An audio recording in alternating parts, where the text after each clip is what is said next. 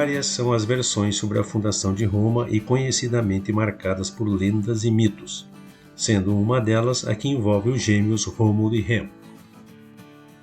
Segundo a história descrita na obra Eneida do poeta Virgílio, o povo romano seria descendente do herói troiano Enéas. Vamos aqui apresentar um resumo de toda essa epopeia porque, segundo a mitologia greco-romana, é muito longa. Enéas era general e genro do rei Príamo de Troia, casado com sua filha Creusa. Enéas não caiu na cilada dos gregos de Esparta quando da invasão e queda de Troia, e naquela ocasião aconselhou ao rei e demais generais a não recolherem o cavalo para dentro dos muros da cidade, mas sim queimá-lo onde estava. Não foi ouvido e deu no que deu. Quando percebeu a queda da cidade, o rei Príamo e sua esposa ordenaram que Enéas fugisse juntamente com sua família, pois lhe estaria reservado o destino de fazer reviver a glória troiana em outras terras. A antiga versão da mitologia grega conta que Enéas, na época príncipe da Dardânia, sob a proteção da deusa Afrodite, escapou da destruição de Troia, apoiando em seus ombros seu pai Anquises, com seu pequeno filho Ascânio em seus braços, acompanhado de sua esposa Cleusa. Levou alguns soldados que lhe eram fiéis e algumas pessoas que fugiam do ataque grego. Antigas escritas do erudito Erastótenes revelam que tudo aconteceu no ano 1184 a.C. Enéas levou também os penates troianos, que eram as divindades que protegiam o Estado, os governos e as instituições troianas.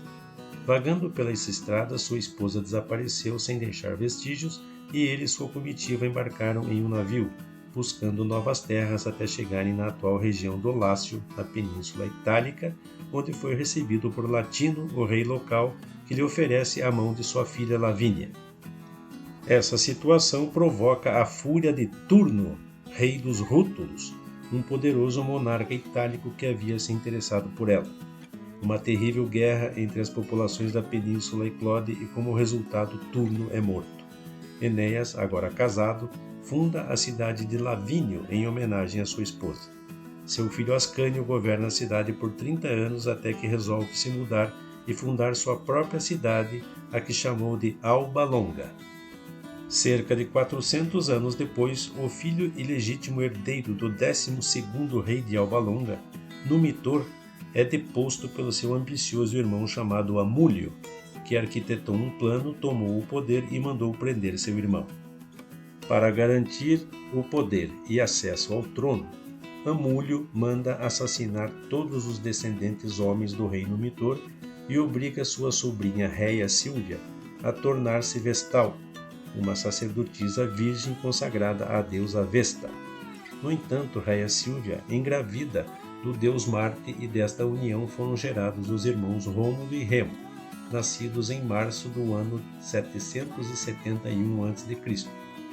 Como punição, Amúlio prende Réia em um calabouço e manda assassinar os gêmeos. O homem que foi encarregado para as execuções não teve coragem de cometer os assassinatos e os deixou à sorte dentro de uma cesta no rio Tibre. A cesta acabou presa junto à margem do rio e as crianças foram encontradas, resgatadas e passaram a ser amamentadas por uma loba que por ali vivia. Algum tempo depois, um pastor de porcos do rei Amúlio, chamado Faustulo, caminhando na região, encontrou as crianças junto com a loba, embaixo de uma figueira ao lado da caverna Lupercal. Faustulo esperou o momento certo, resgatou as crianças e as levou para sua casa, onde em segredo, juntamente com sua esposa Acca Laurência, as criara.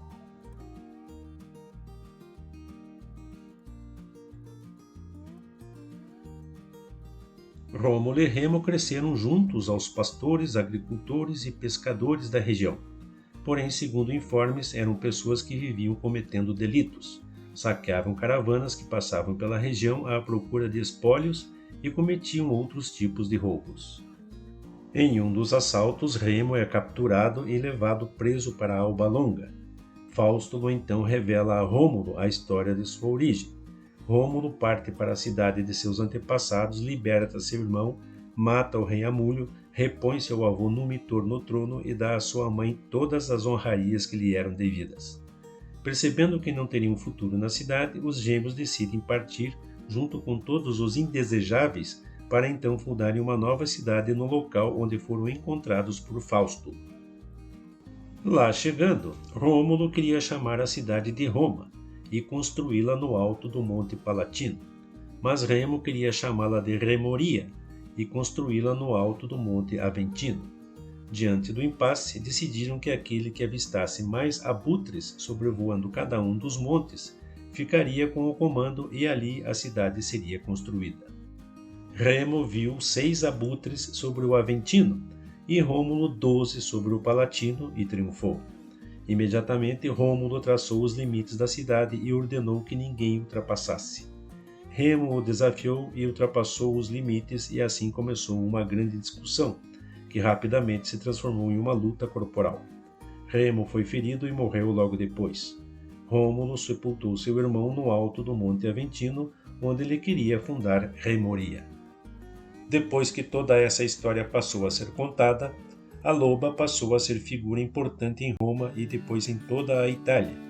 E pelos gêmeos terem sido encontrados junto à caverna Lupercal, a loba passou a ser chamada de Luperca, lupa em latim.